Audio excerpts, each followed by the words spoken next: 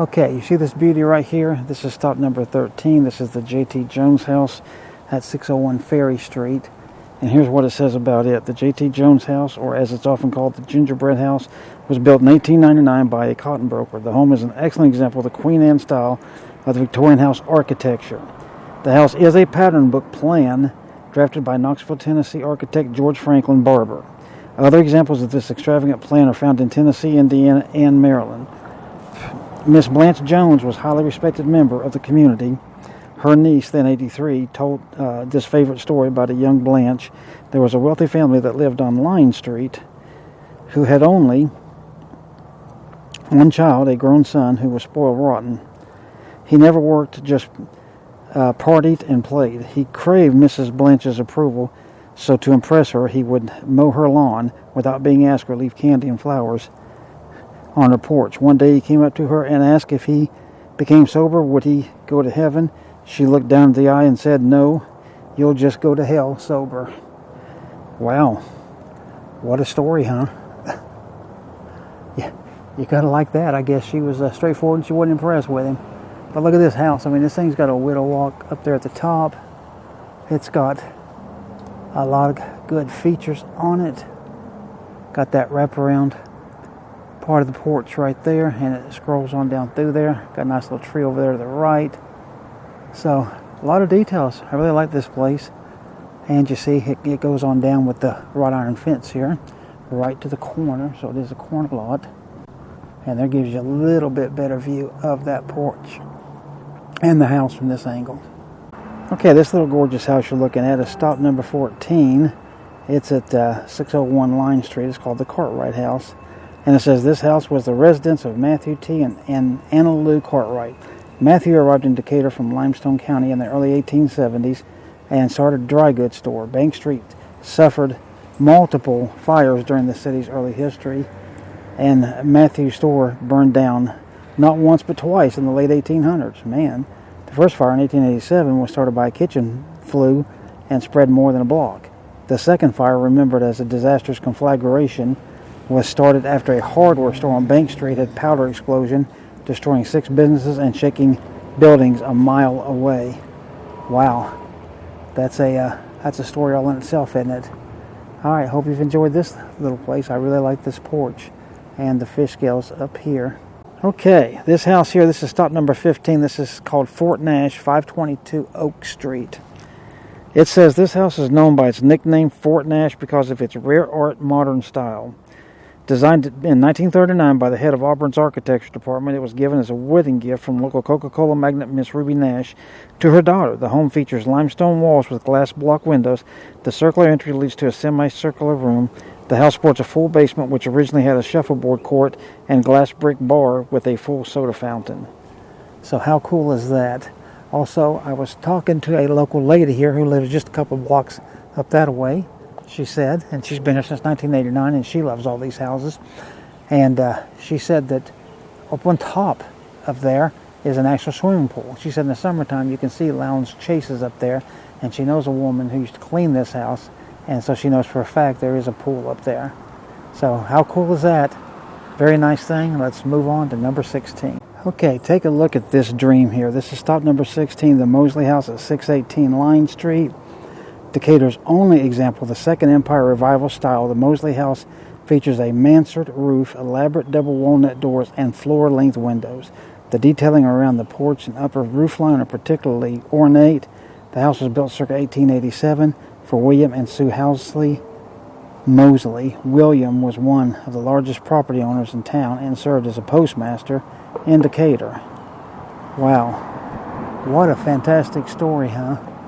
You have to appreciate this, or I hope you do anyway. Okay, this is stop number 17, and you say, what are you talking about? This ain't one house, this is 2. That's right. Check out these houses, okay? These are twins. This is stop 17. These are called the Pattern Book Homes at 306 and 312 Lafayette Street. It says in the middle of the block are 2 single-story houses. If you look closely, you can see they are identical. There are pattern book houses. Pattern books were books of architectural designs that would often provide enough information for non-architects to build houses that are copies of architect-designed buildings. Pattern books made architectural designs available to the middle class that previously had been restricted to the wealthy. The books generally didn't provide precise measurements, but provided enough for cost estimation. Skilled carpenters could adapt the plans by changing dimensions or altering components. Now, how absolutely cool is that? And if you look at these, I mean, obviously the colors are different. And like you can see, like they've made this a vent over here, whereas this is a window here. But the porches are the same. And the big window on the left-hand side of each one. You know, the roof structure. Here, let's go down this way just so we can get a look at this one. So you can better see. Yeah, like I said, the same type of roof structure. Chimney there, and then there's a chimney over on that one. So, pretty cool feature, huh? I've not run into this one before. Alright, now this glorious house that you're looking at here across the street from me is stop number 18. This is the Gibson House at 305 Lafayette Street. It says this elaborate Queen Anne house, like the one at 601 Ferry, is a pattern book design from architect George Franklin Barber. The design was first introduced to the public in August of 1899 issue of American Homes. The plan, known as the Every State of the Union plan, was supposed to be built in every state of the Union and in Canada and Cuba as well, according to Barber Publications. George and Hannah Holland lived here in the early 20th century. George managed the Holland Blow Stave Company, which owned 4 mills in Alabama and southern Kentucky. Decatur was the site of their finishing plant, constructed in 1903. So, boy, I can say one thing. He lived in an absolutely gorgeous place, don't you agree? This is stop number 19, and it is the Carnegie Visual Arts Center at 207 Church Street. It says completed in September of 1904. Decatur's Carnegie Library was one of more than 2,500 libraries built by the steel tycoon and millionaire philanthropist Andrew Carnegie. At the turn of the 19th century, Carnegie began to fund libraries throughout the United States. Decatur's Carnegie Library, which originally cost $8,500, served as the city's library from 1904 until 1973. When the main library outgrew the facility, the building was used for the children's library. Starting in 1999, the Decatur Arts Council began to share a vision of a renovated Carnegie Library that could serve as a visual and cultural arts center and education facility. Restoration of the building was completed in 2003. The center features local and traveling exhibits and is open to the public at no charge. And just to prove that to you, look at this sign I happen to be standing beside. You can see open today, free for all ages. So that was a Carnegie Library. It even says that up there between the two columns up there. So pretty cool stop. Let's head on to number 20.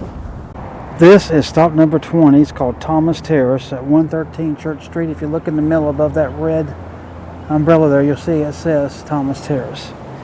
This says constructed in the 1930s, Thomas Terrace was built to help address an apartment shortage in Decatur by the Thomas family of Thomas Furniture Company. Construction was overseen by Miss Jane Thomas. The building is an excellent example of Tudor revival style. The arched entries, rusticated stone accents, and half-timbering showcase some of the most ornate elements of the style.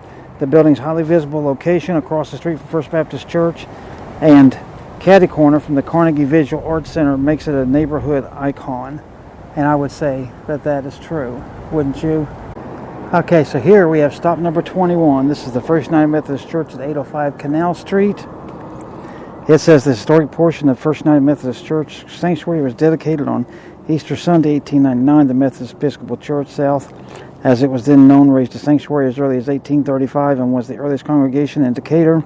The congregation has worshipped in several different buildings throughout the years. Their first building, a one-room brick church, was destroyed by Union soldiers during the Civil War. The federal government later reimbursed the congregation for the damage. Their second building was constructed under the leadership of the John Harmon Nichols, a disabled veteran of the Confederate 16th Tennessee Volunteers. He arrived in 1886, determined to build a church in Decatur. So there's the history of that one. Let's move on to number 22. This is stop number 22, and it is called the Dancy Polk House at 901 Railroad Street Northwest. It says just outside the old Decatur Historic District is one of the houses that survived the razing of Decatur during the Civil War. The Dancy Polk House, constructed in 1829, the home can be viewed From the western end of the parking lot for the Old State Bank, near the white metal fence, there is a pedestrian walking bridge across the railroad tracks that allows a closer look or viewing. The Dancy Polk House was designed by architect Christopher Cheatham for town pioneer Colonel Frank Dancy. It later became the Polk Hotel, a popular spot for railroad travelers debarking from the Union Depot. The simple, symmetrical Federal-style home incorporated yellow pine with chestnut columns during the Civil War. Union forces commanded the site for their headquarters. It has been said that in 1881, outlaws Dick Little and Frank James, brother Jesse James, allegedly spent several days at the hotel under assumed names, and I would assume that that would be true. But that is the house there. That is a nice big beauty. And what I did, just as this said, I came across this little walking bridge right here from over there on Railroad Street. And then I think Railroad Street might be on over there. But this here says Church Street is what that is down there. So we've got 2 more to go, and that'll end the tour. Stick with me.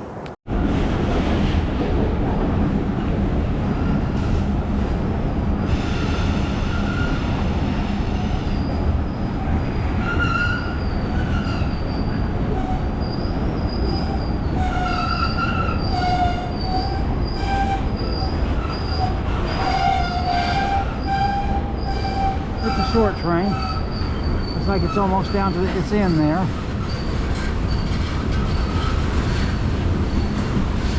just happened to be walking across here. That opportunity came, so I took it. Hope you enjoyed that. Okay, you are looking at stop number 23, the Southern Railroad Depot, 701 Railroad Street, Northwest. This says it was constructed in 1905 for the Southern Railway for use as their passenger depot. The building is a symbol of Decatur's rich railroad heritage, which extends back to the 1830s, when the first railroad west of the Allegheny Mountains, the Tuscumbia, Cortland, and Decatur Railroad, was built. This building was jointly used by 2 railroads, the Southern and the Louisville and Nashville Railroads. The depot is owned by the city and open for free tours. So there you go. That is that. So we got one more stop, and the tour will be over. I know you've enjoyed this because I know I have. Okay, the last stop here is number 24. It's Rhodes Ferry Park, and I've actually shot this park before, but I thought I would just show you the river and the bridge, because this stop says that you may wish to visit Rhodes Ferry Park, a beautiful public park on the Tennessee River. The site's located on the Trail of Tears National Historic Trail. Decatur was one of the stops on a 1,000-mile journey for the Cherokee Trail of Tears. 2,300 Cherokee arrived on steamboats and flatboats on the river's banks, and then boarded train cars. The park is named for Dr. Henry W. Rhodes, its early landowner who operated a ferry that crossed the Tennessee River in the early 1800s. So that will conclude the trip here, the tour, I should say. This, which was behind me, is the playground, and there's a little thing there. And then the walkway right here, and then the bridge that goes up to Athens that way. So, it's been a tour. Hope you enjoyed the historical tour of Decatur. I know I have truly enjoyed it all day. It's been a beautiful day all day. Weather's been great. You won't see this actually till January, but just remember this is October when I was here and did this. Take care of yourself, and I'll see you on the next video.